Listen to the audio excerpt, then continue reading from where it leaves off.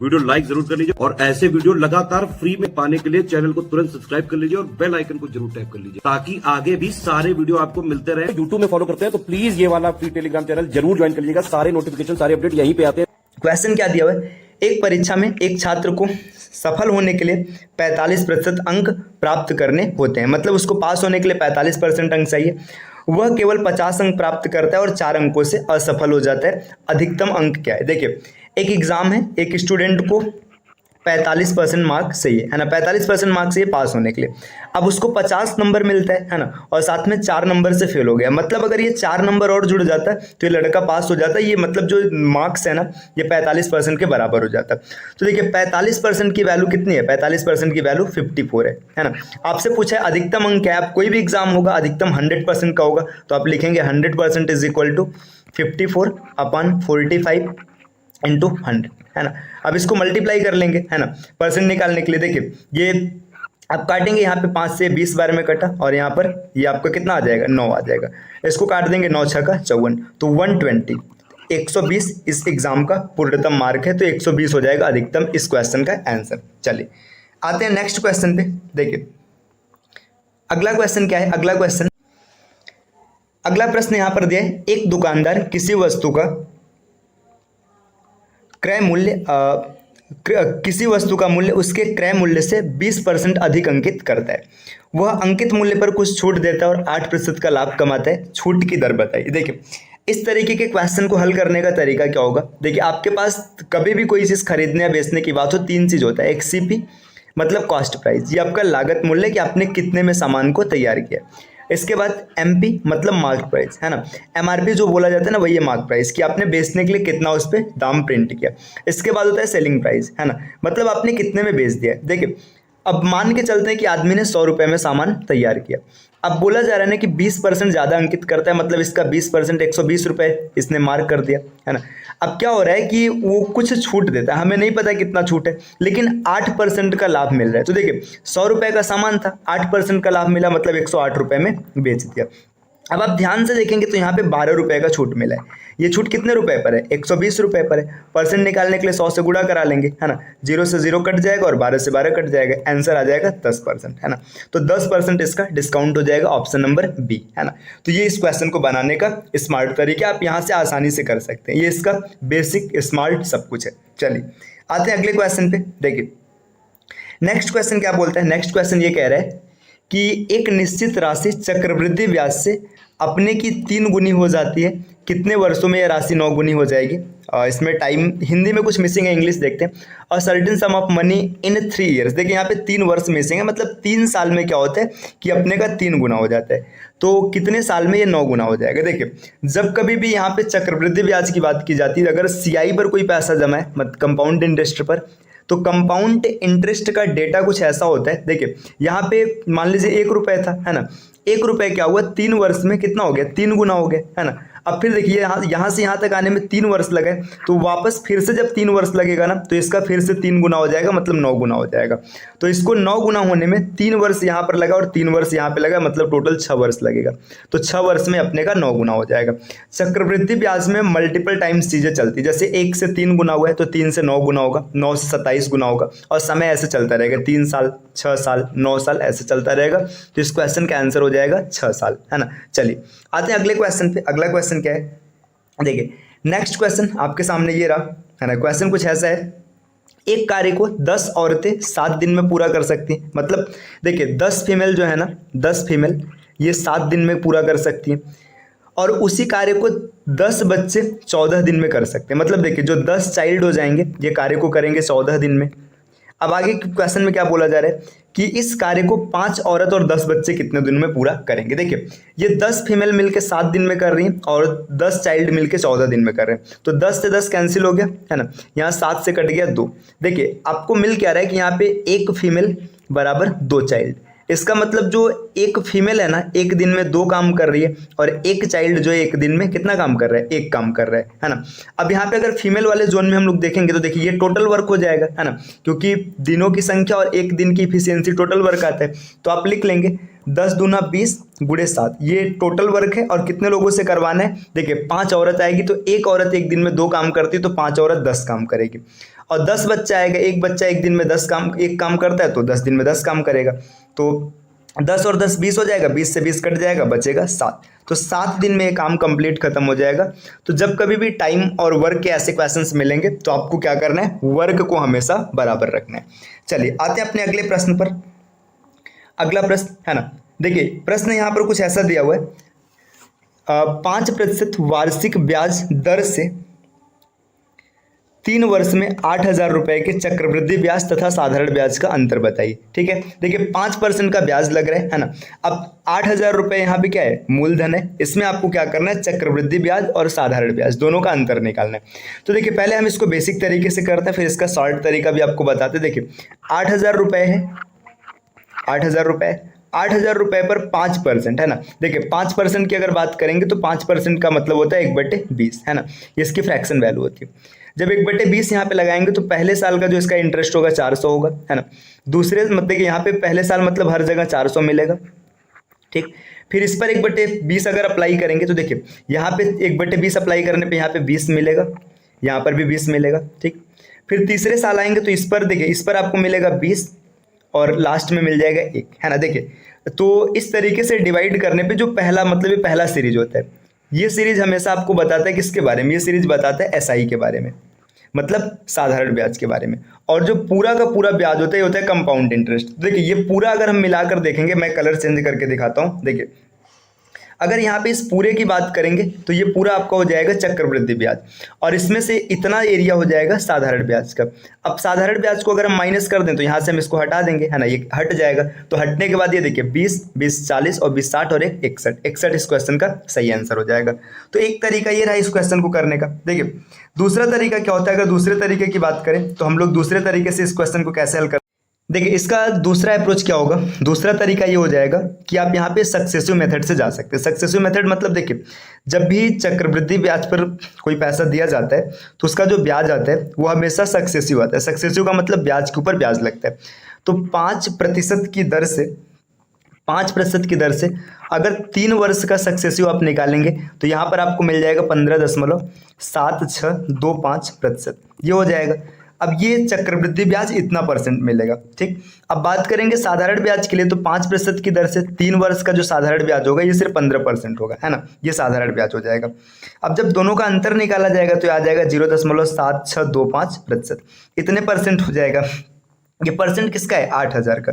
अब 8,000 लिखेंगे है ना, 2 जीरो से परसेंट कट जाएगा, इन दोनों का मल्टीप्लाई करा लेंगे 80 और इसका मल्टीप्लाई कराएंगे तो 61 आंसर आएगा। आपको जो तरीका सही लगे आप उसके साथ जा सकते हैं, ये इसका दूसरा अप्रोच है। चलिए आते हैं अपने अगले प्रश्न पर।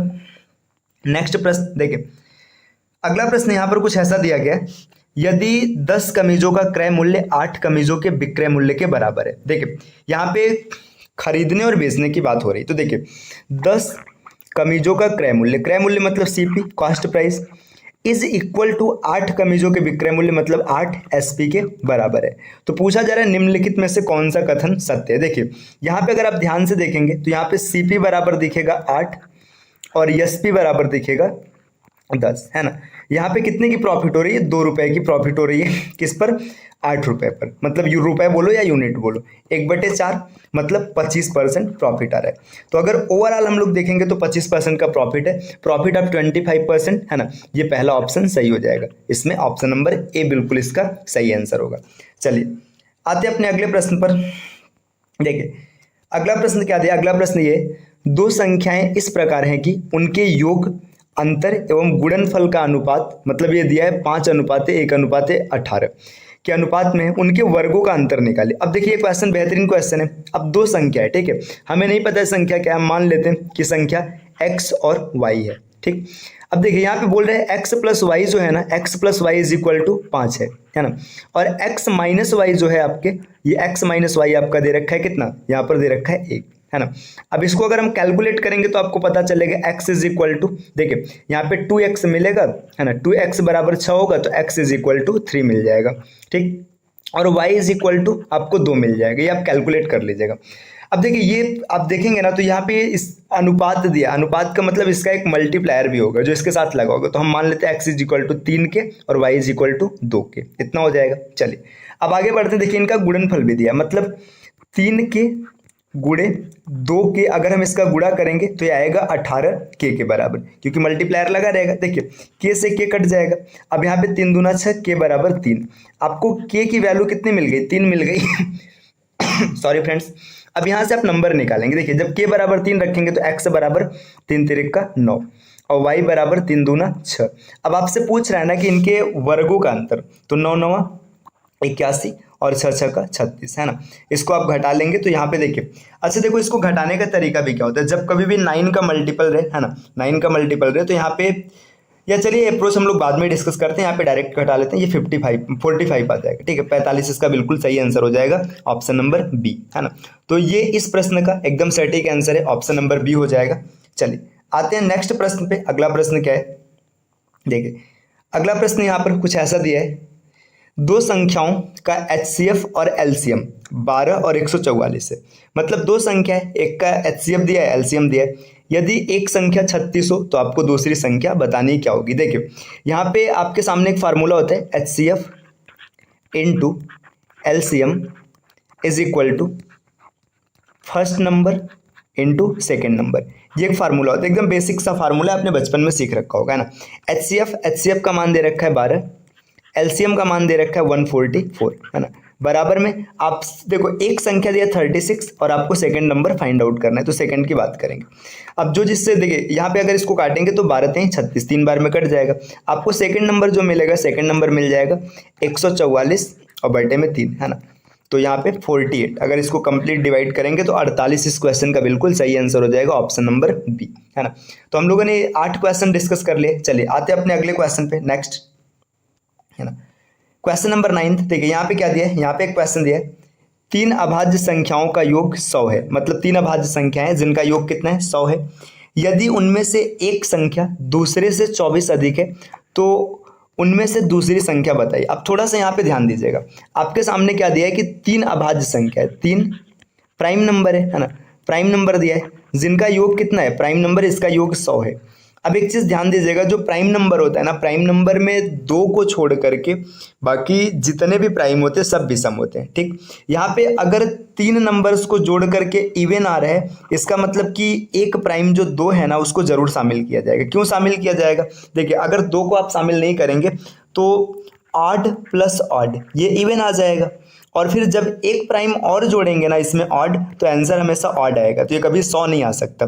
अब ये यहाँ से प्रमाणित हो रहा है कि इसमें 2 शामिल है ना। कैसे प्रमाणित हुआ, आपको मैं एक बार फिर से दिखा देता हूँ। देखिए ऑड इवन की एक प्रॉपर्टी होती है, ऑड प्लस ऑड है ना, ये हमेशा इवन होता है, और इवन प्लस ऑड अगर आप करेंगे तो हमेशा ऑड नंबर आएगा, ठीक। तो देखिए अगर प्राइम की बात करेंगे तो 2 को अगर आप निकाल देंगे, 2 को निकाल देंगे तो जितने प्राइम है सब ऑड होते हैं, 2 को छोड़ के बाकी सभी प्राइम ऑड होते हैं। तो अगर ऑड प्लस ऑड करते तो आपके सामने इवन नंबर मिलता, और वापस से जब इवन में ऑड जोड़ देते तो आंसर कितना आ जाता, ऑड आ जाता। लेकिन यहाँ पे ऑड नहीं दिया है, इवन दे रखा है। इसका मतलब कि देखिए 3 नंबर जो है ना उसमें फर्स्ट प्राइम नंबर जो आपका होगा ये 2 हो जाएगा। एक प्राइम नंबर क्लियर हो गया, 2 है। अब बाकी बचे 2 प्राइम नंबर, तो 2 प्राइम नंबर तो उनका योग कितना है, देखो अब बचेगा कितना, 98 बचेगा। तो हम लिख लेते हैं x प्लस वाई बराबर 98 है ना, 98 हो गया। अब इसमें आगे क्या बोला जा रहा है, उनमें से एक संख्या दूसरे से 24 अधिक है। मतलब इनका जो डिफरेंस होगा x माइनस वाई जो होगा ये 24 हो जाएगा, क्योंकि डिफरेंस मतलब यहाँ पे दे रखा है 24 ज़्यादा है। अब इसको कैलकुलेट करेंगे, देखिए ये y से y कट जाएगा, 2x इज इक्वल टू, यहाँ पे अगर आप इसको जोड़ेंगे 8 4 12, 9 10 11 और 1 12 है ना, इतना आ जाएगा। 8 4 12, 9 2 11 12, 122 आ जाएगा है ना। तो x इज इक्वल टू 61 आएगा, x का मान मिल गया। देखिए ऑप्शन मैच कर रहे हैं है ना। अब चेक कर लेते हैं दूसरी संख्या क्या मिलेगी, एक और चेक कर लेते हैं। देखिए अगर इसमें से आप x की वैल्यू 61 रखेंगे तो y इज इक्वल टू कितना हो जाएगा, देखिए यहाँ पे 61 रखेंगे तो 7 और 3 37 हो जाएगा। 37 ऑप्शन वैसे भी नहीं दे रखा है, मतलब इसमें 61 इसका बिल्कुल सही आंसर बनेगा। तो उम्मीद है कि ये प्रश्न आपको समझ में आया होगा। थोड़ा सा लॉजिकल क्वेश्चन था, इसको हल करने का अप्रोच क्या होता है मैंने आपको बेसिक से एकदम समझा दिया है ना। इसकी प्रॉपर्टी ऑड इवन वाला याद रखिएगा। चलिए आते हैं अगले प्रश्न पे। अगला प्रश्न क्या है, चलिए आते हैं अगले प्रश्न पर। देखिए प्रश्न ये दिया है, चक्रवृद्धि ब्याज पर जमा की गई 12,000 रुपए की धनराशि 5 वर्ष में दोगुनी हो जाती है, तो 20 वर्ष बाद यह धनराशि होगी, है ना। देखिए, जब भी पैसा चक्रवृद्धि ब्याज पर जमा किया जाता है तो ये पैसा हमेशा मल्टीप्लायर के हिसाब से बढ़ता है। अब मल्टीप्लायर का मतलब क्या, मैं आपको ये समझाता हूँ। देखिए, जैसे मान के चलिए पैसा जमा किया होगा, मतलब जीरो रहा होगा, है ना। मतलब जीरो का मतलब टाइम जीरो रहा होगा जब उसने आज जमा किया, है ना। 5 वर्ष बीतते बीतते ये पैसा 2 गुना हो जाएगा, ठीक। फिर नेक्स्ट जब 5 ईयर आएगा ना, मतलब जब 5 से 10 साल आएगा तो ये पैसा 4 गुना हो जाएगा, ठीक। फिर जब 10 से 15 साल आएगा, मतलब 5 साल और बढ़ेगा तो ये पैसा 8 गुना हो जाएगा। और जब 15 से वापस से 20 साल आएगा तो ये पैसा 16 गुना हो जाएगा, 16 से 32 गुना हो जाएगा। तो इस हिसाब से देखेंगे। देखिए, अब यहाँ पे 20 वर्ष का पूछा है, अगर मान के चलिए 20 वर्ष नहीं पूछा होता, 10-15 पूछा होता तो आप आराम से निकाल लेते। देखिए, यहाँ पे पैसा देखिए 12 से 24,000 हो जाएगा, है ना। यहाँ पर 24 से 48,000 हो जाएगा, यहाँ पर 48 से 92,000 हो जाएगा, और 92 से यहाँ पे जब आप आगे बढ़ेंगे, सॉरी 48 दूना 96 होता है, 96 होता है, गलती से मैं 92 बोल गया, है ना। और यहाँ पे जब आप देखेंगे तो 192, है ना, तो इतने गुना हो जाएगा। तो देखिए, यहाँ पे अगर आप ध्यान से देखेंगे तो 1,92,000 रुपये हो जाएगा, 12,000 रुपये 20 वर्षों में। तो ये इस क्वेश्चन को करने का तरीका है। जब भी चक्रवृद्धि ब्याज पर पैसा जमा किया जाए तो ये इस बेसिस पर आपका इंक्रीज होगा। चलिए आते हैं नेक्स्ट क्वेश्चन पर। अगला कोई क्वेश्चन क्या है, देखिए अगला प्रश्न यहाँ पर दिया है, यदि ए की मासिक आय बी की मासिक आय से 40% अधिक हो तो बी की आय ए की आय से कितने प्रतिशत कम है। देखिए, इस प्रकार के क्वेश्चन को आप एबी रूल से भी बना सकते हैं, बेसिक तरीके से भी बना सकते हैं। मैं दोनों से आपको बताता हूँ। देखिए, आपको दिया जा रहा है कि ए की मासिक आय बी के मासिक आय से 40% अधिक है। देखिए, यहाँ पर ए है, यहाँ पर बी है। ए की कुछ आय है जो बी से 40% अधिक है, तो मान लेते हैं बी की आय कितनी है, 100 है ना। बी की आय 100 हो जाएगी, तो ए की 40% ज़्यादा मतलब 140 हो जाएगा, ठीक। अब इसको काट देंगे। देखिए, यहाँ पे 5 और यहाँ पर 7। देखिए, बी 5 रुपये कमा रहा है और ए 7 रुपये कमा रहा है, तो आपसे पूछ रहा है कि बी की आय ए की आय से कितने % कम है। तो देखिए, बी की आय 2 रुपये कम है, कितने रुपए पे कम है, 7 रुपये पे। तो 2/7 इसकी जो फ्रैक्शन वैल्यू होती है, अगर आपको याद होगा तो 28 सही 4/7 होता है। तो 28 से 4/7 इस क्वेश्चन का बिल्कुल सही आंसर आ जाएगा, ऑप्शन नंबर सी, है ना। तो ये इसका बेसिक तरीका रहा। बाकी ए बी मेथड क्या कहता है, देखिए ए बी मेथड क्या कहता है, 40% ज़्यादा है, 40% का फ्रैक्शन वैल्यू 2/5 हो जाएगा, है ना, 2/5, है ना। ये ज़्यादा बोल रहा है। अब ए बी मेथड ये कहता है ना कि जो आपका अंश होगा ये कभी नहीं बदलेगा, अंश आप हमेशा लिखेंगे, तो अंश आपका 2 ही रहेगा, ठीक। अब बटे लगाएंगे, ठीक। यहाँ पे प्लस था तो यहाँ पे माइनस कर लेंगे और 5 और 2 जोड़ देंगे, 5 और 2 7, तो 2/7% इसका कम होगा, ठीक है। तो जब 2/7 कम होगा तो इसका आपने 2/7 का परसेंटेज फ्रैक्शन वैल्यू अभी देखा था, 28 सही 4/7, है ना, ये हो जाएगा।